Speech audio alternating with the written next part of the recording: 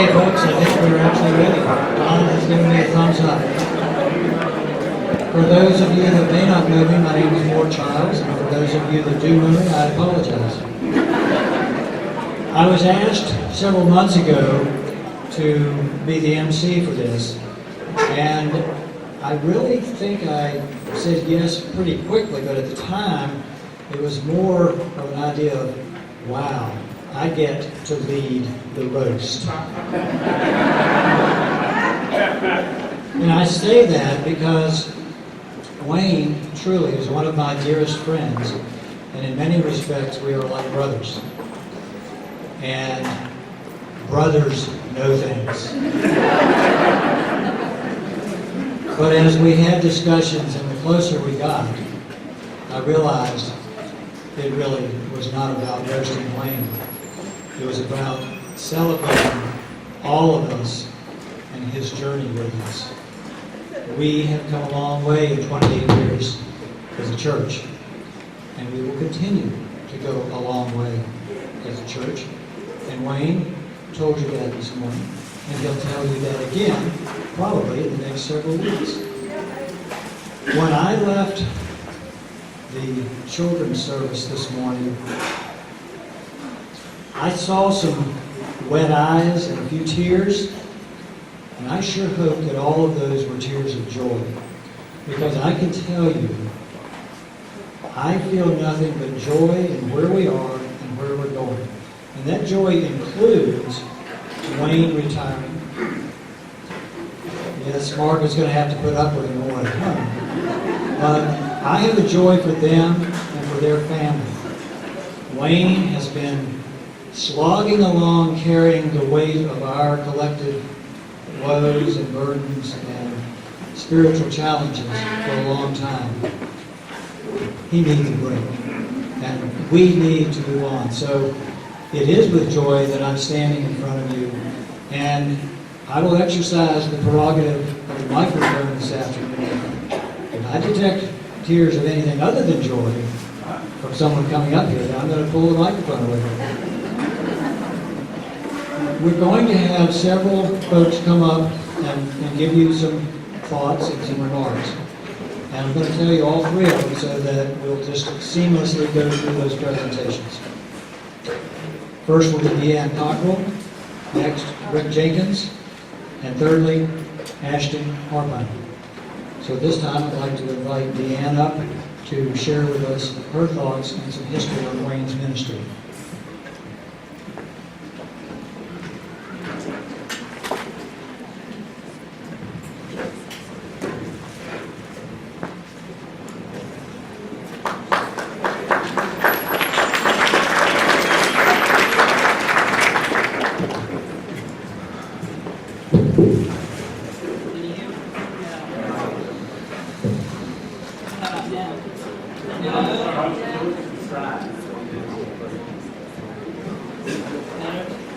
Yeah?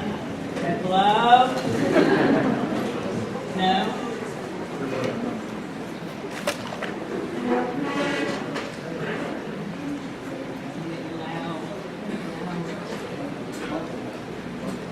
Get very close to it. Okay.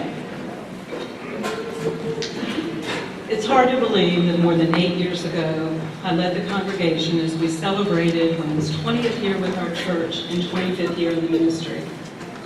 So now we celebrate his 28th year as our pastor as he retires. I don't know why I didn't make it a nice round 30, but we'll let him slide.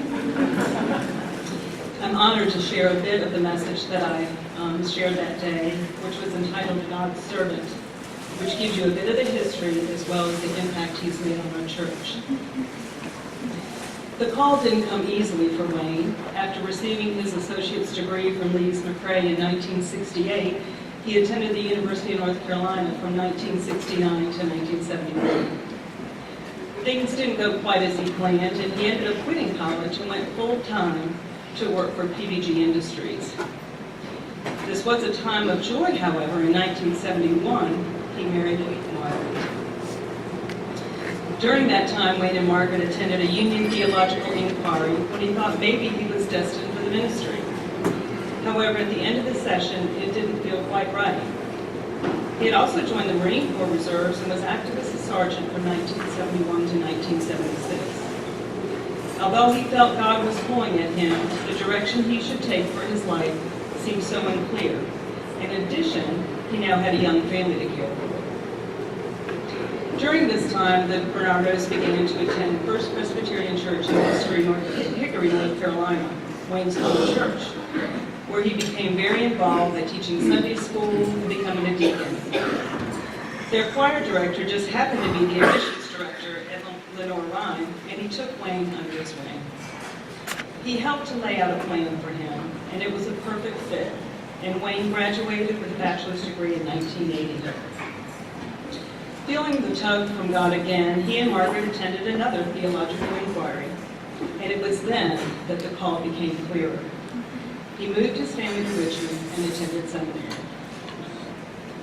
In 1984, he graduated with honors from Union Theological Seminary with his doctorate of ministry. His first call was as minister of Clarkton Presbyterian Church, of which he served for 5 years. But this was just the beginning of his service in ministry. In 1989, our church began the search for a minister. The pastor nominating committee spent quite a bit of time developing the criteria of what they felt we needed as a church community, just as we are doing again. However, at that time, we were anything but united as a congregation, so it wasn't an easy task. However, they forged ahead and went to a face-to-face session that the presbytery provided, where you could go and interview various ministers looking for a new church. And it was there that they met Wayne. He was the last one they spoke with that day, and he was a late entry. They were impressed with him, and he began to pursue it further. They visited his Clarkton church in North Carolina, trying to be inconspicuous, since that's the way the process works. You just appear to be visitors, so you don't stand out. However, when there are 7 visitors in a congregation of less than 50, that may be a bit of a challenge. It seems the deal was sealed when they met his family. His wife was the salt of the earth, and the girls were adorable. So they decided to give him a try. How bad could he be with a family like that? And how fortunate we were, indeed, to welcome Wayne and his family, his wife Margaret, and his daughters Holly and Jen. When Wayne joined our church family, he had many, many challenges ahead of him. He immediately began the process of calming the waters and bringing us together as a community. The Bernardo family became engaged in the church and brought a sense of warmth and peace, in part because we know we can always count on Margaret to remind Wayne to be sweet. When we think of Wayne, organized is not always a term that comes to mind. However, structure does. Not only did he insist we begin using technology when he arrived, but he also brought structure to our church with the implementations of committees within our session. Although we absolutely depend on the leadership of a minister, the work of the church must be done by many hands, and the new committee structure he established, which we still use today, allowed us to grow programmatically, which in turn created the need to grow physically. We had outgrown the building across the street, and that speaks volumes as to what Wayne did to enhance and grow our church.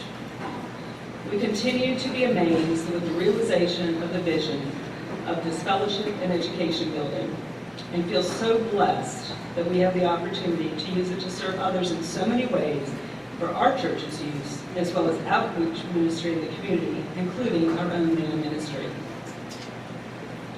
A wonderful part of ministry is mission work, and those who have participated have experienced the true joy of giving with their time and talents. Where there have been many in our congregation who may have been shy in sharing their talents, they have been given the opportunity through the church-sponsored mission trips and other ministries within our church. With Wayne's leadership, we have worked in Southern Virginia, North Carolina, South Carolina, Kentucky, Arizona, Mississippi, and Nicaragua to help others in need.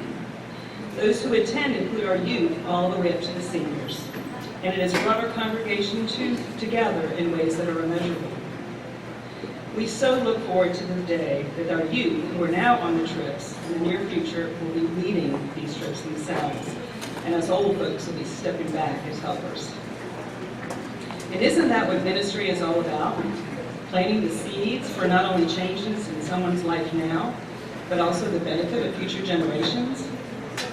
It is what we are called to do, and Wayne has always empowered us to be engaged and involved as a community of faith. We are looking forward to enhancing our ministries with our at-home missions to more fully support those within our own congregation and local community. Although Wayne's knees and back are not quite the way they used to be, we know how much he has enjoyed the youth in our church. Not just the little ones, but also the big ones on whom he has watched well. He affectionately refers to times when he could snap their little heads off when they were teenagers, but genuinely loves watching them grow and mature in their faith as they become young adults with families of their own. What draws the youth to him is his fatherly nature that shows how much he loves them, but at the same time holds them accountable. And thankfully, he has a great sense of humor, as there has been much laughter and kidding over the years during youth group activities. Just ask him about Snuffy. Many memories are founded upon the experiences of Bassinet and Montreat youth conferences. Wayne introduced us to these retreats from experiences he had in North Carolina. These experiences bring the youth closer together as a group and closer to God as individuals. What amazing opportunity our youth and their advisors have been given over the years. And speaking of youth, there's not a dry eye in the congregation with the baptism of an infant. It is understood that we are all a part of the nurture and admonishment of the children entrusted to our care as a congregation. However, when Wayne walks into the congregation with a child, it is a beautiful symbol of the family of faith that we acknowledge and are so blessed to be a part of. What is most endearing is that Wayne reminds us how human we all are, including himself. He has shared his personal struggles, challenges, and shortcomings. He hasn't set himself on a pedestal of an example, but rather has challenged us all to become the best we can, knowing we will falter. Our God is a forgiving God. It's not just about Wayne, it's about us and our relationships with each other and with God. We all want to see God through the witness of others, and I think one of the most profound visions I have seen is Wayne's faith through trials and tribulations of illness within his own family. Not once has he questioned God, which is certainly what most of us would be inclined to do. Rather, he has embraced his faith and given us the example of what it means to be truly faithful and trusting in God. He has a true understanding that God is with us no matter what we face. It is this relationship that has given him the strength and peace to minister to all of us, his extended family. He has been the glue that has held families together in times of hardship, illness, and even death. His memorial services have honored our loved ones in such a special way that has given us all peace in such difficult times. Being an integral part of the community at large is a natural part of being a servant of ministry. Wayne has been a founding member of many of the community leadership boards, the library, the Chamber of Commerce, the Hospital Foundation, Helping Hand, Free Clinic, and of course our own Man Ministry. The growth in their programs and resources has been tremendous over the years. As quoted by one of the directors, his leadership and judgment have given us the wisdom to make good choices when the path seemed unclear. There is a reassuring peace in his words. His vision and commitment for the betterment of our community has touched the lives of so many directly and indirectly as a pastor, community leader, neighbor, and friend. We have been and continue to be grateful to God for calling Wayne to be his servant. We have been the recipients of his knowledge, compassion, and example. Many of us have grown up in this church and can easily take for granted what a wonderful community we have until we take the time to reach out to hear each other's stories. As in any family, we certainly are not perfect, but there is much good to celebrate at Culpeper Presbyterian Church, especially upon the reflection of the last 28 years. Our church and the community at large have been touched and blessed over the years by the service of Reverend Dr. Wayne Bernardo, God's servant.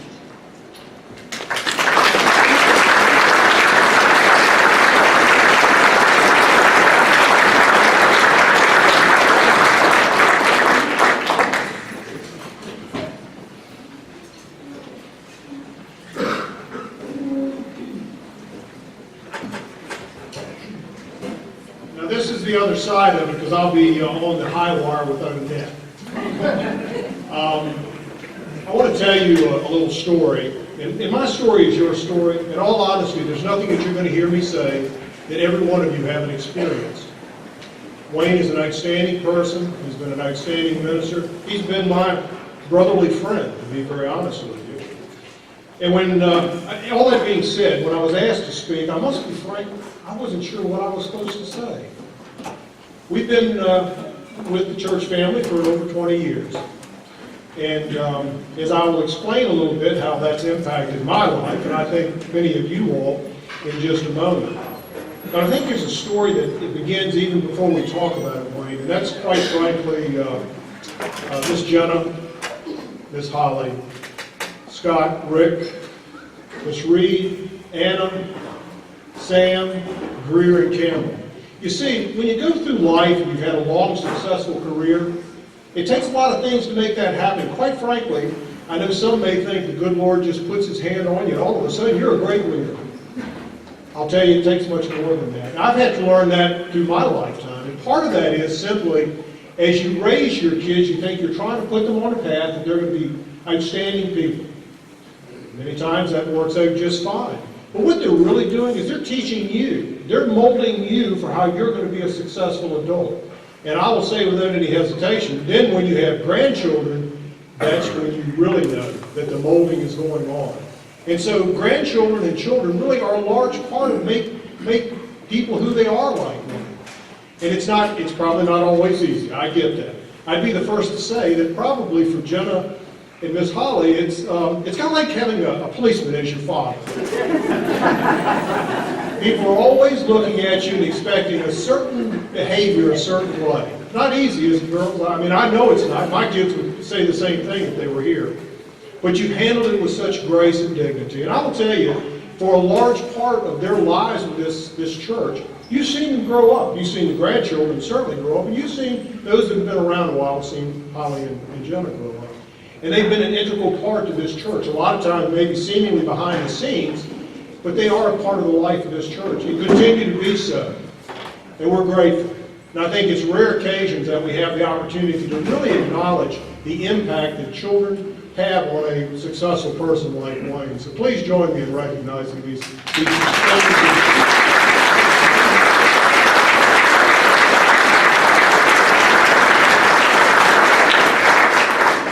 Now you say, what about Miss Margaret? Well, I kept her out of that discussion. It's a little different. I'm going to tell you, I'll admit it for the first time publicly, I love her. I love her with all my heart. I love her because she's an outstanding Southern woman. And those of you that have been born and raised in the South, you know what I'm saying. She's strong, she's loving, and she shows her love for each of us like no person, I'll be honest, I've ever seen. Now, I ask you, the same thing happens every Sunday morning at the end of church. Wayne gives a benediction, the choir sings, Cheryl plays, and somehow, some way, Miss Margaret gets from the choir to the back of the church. And along the way, she greets every one of us, or as many of us as she can. Big warm hug. Perhaps someone's not having a real good go of it. And she asks you about it. She's concerned. She's sincerely concerned about each of us. And then what does she always say? I love you. Now I have to tell you, another admission here, that by the time I look forward to Miss Margaret every Sunday morning, it sets the tone for the week for me. Not that the doctor does it, but she does it in her special way. So by the time I get to the back door and see Wayne, it's kind of an afterthought for me because I feel like I've got what I need for the coming week. You know, I think the world of you. It's been my blessing to get to know you and be part of you all's life. And you know, one other thing about Miss Margaret, it's not easy. Can you imagine? 28 years in this church, and then some period of time before, she's been managing that fellow. You've heard other people. Deanne just commented about it. Wayne, be sweet. Wayne be sweet. Now, I realize sometimes it's in the form of a question. I'll be frank, with me, it's never in the form of a question. It's always a direct statement, Wayne, be sweet. I can't begin to tell you, when we developed our relationship a long time ago, why it is, but he loves torturing me. That's obvious. In fact, I've heard Miss Margaret say, why do you tease him so bad? And you know, for a long time, I struggled with it.